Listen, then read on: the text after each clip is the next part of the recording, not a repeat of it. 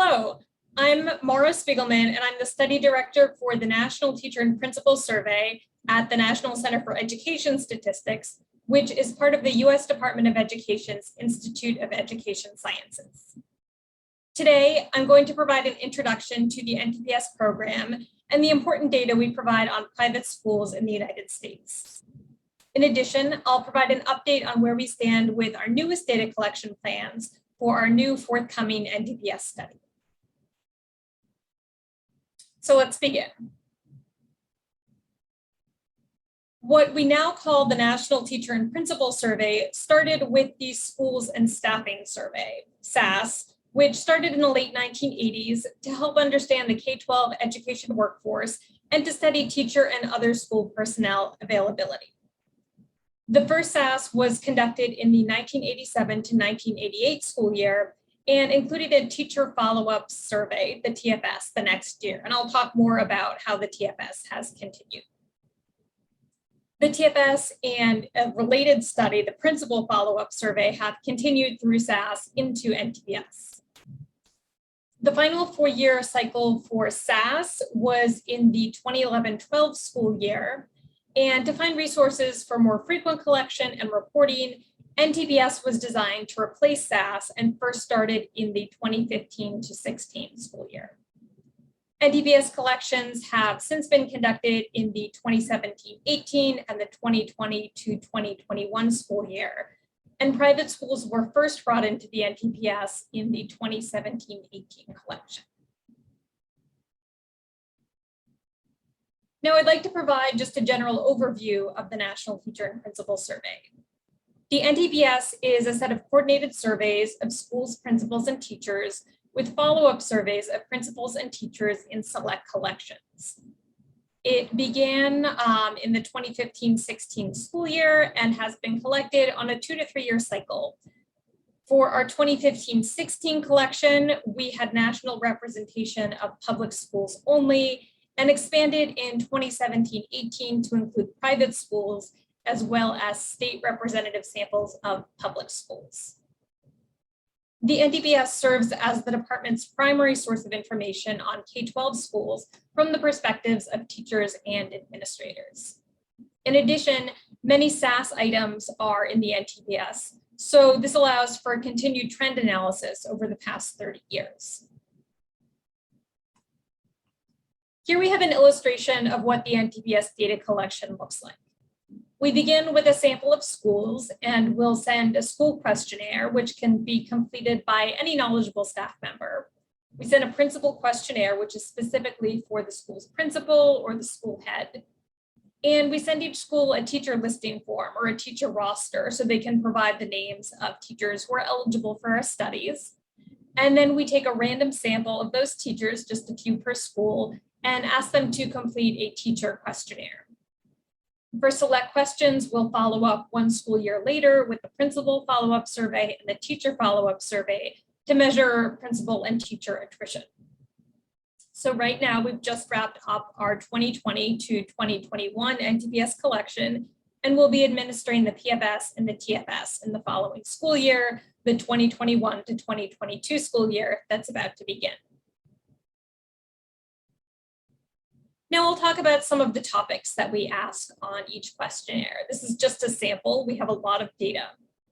So the school questionnaire, for example, collects information on school staff, such as the number of part-time and full-time staff in different roles, instructional time for students, any special programs and services offered by the school, and the length of the school day and the school year. Our principal questionnaire addresses topics that include principals' educational and professional experience, their job duties, professional development, both principal participation in professional development and what they make available to their teachers, evaluation, both how principals are evaluated and how they evaluate their teachers, and principals' educational goals. And these are just some of the topics that we ask about on our teacher questionnaire. That includes teachers' educational and professional experience, teachers' job duties, engagement, professional development, evaluation, and salary. Now we'll talk about some of the ways that NCES has used NTPS data. In addition, there are many external researchers that use our data in the research that they do on schools and their staff, and those are reported through our website. Some examples of topics that we've recently explored using NTPS data include the teaching loads of principals and school heads, the age distributions of the nation's teaching and school leadership workforce, indicators of job satisfaction and staff burnout, professional development opportunities for teachers, evaluation of teacher performance as reported by teachers, and evaluation of principal or school head performance as reported by those principals and school heads. Some other current topics of exploration, we have quite a number, include school provision of online courses, average class sizes, salaries of teachers and of principals and school heads, racial, ethnic, and gender characteristics of school staff, educational backgrounds of principals, school heads, and teachers, and the training that teachers have received before entering the classroom for the first time. So let's review some of the findings from the 2017-18 NTPS. This graph shows the average years of experience that principals have. Private school principals reported having an average of 9.7 years of experience as a principal, of which 7 years was spent at their current school. This is compared to public school principals who had an average of 6.8 years as a principal and 4.2 years at their current school. Now, this slide looks at principals' influence on decisions made at their school. A higher percentage of private school principals expressed having major influence over decisions in 4 different activities as compared to public school principals. And those activities are establishing curriculum, determining the content of in-service professional development programs for teachers, setting performance standards for their students, and setting discipline policy at their schools. This is just a few more findings from the 2017-18 NTPS on teachers' undergraduate and graduate coursework in selected topics before their first year of teaching.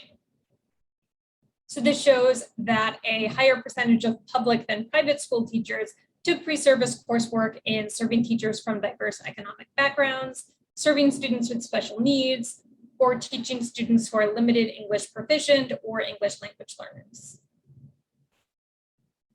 Now that I've told you a bit about some of the currently available data from the NTPS, I'll turn to a brief preview of the NTPS study collected during the 2020 to 2021 school year that just ended and our plans for future collections.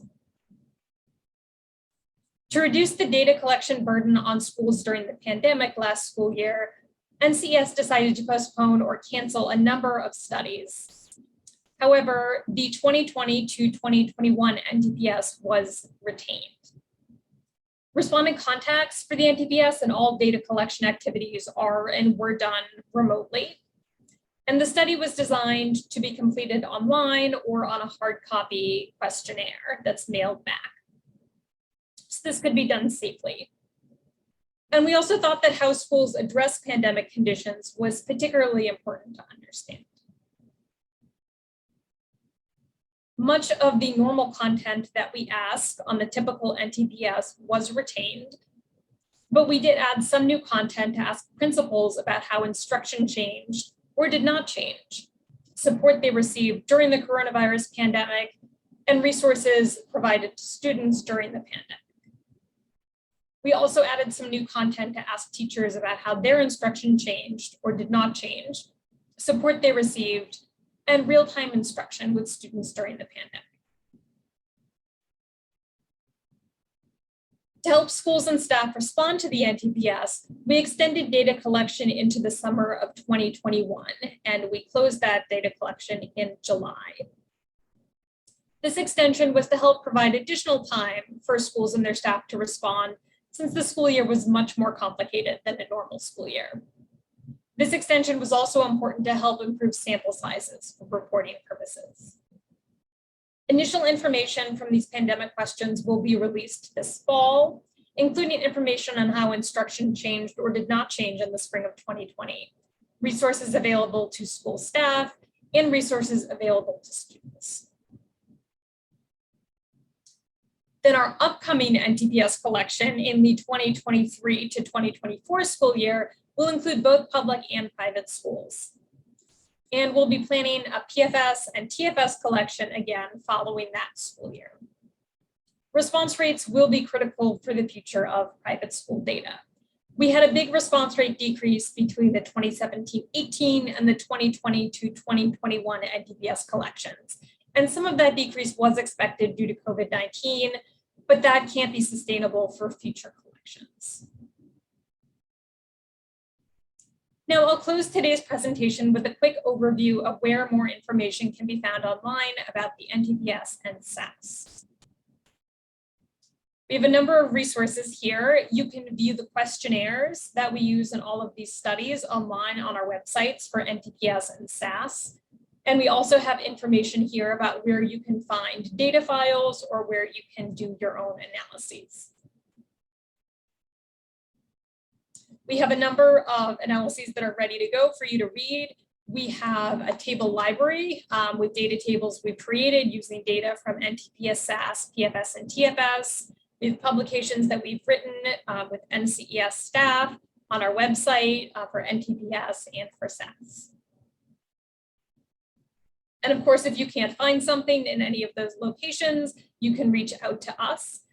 So I'm the study director for the National Teacher and Principal Survey. My colleague, Julia Merlin, is the study director for the Principal Follow-Up Survey and the Teacher Follow-Up Survey.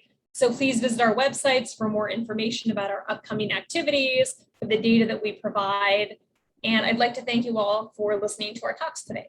Thank you.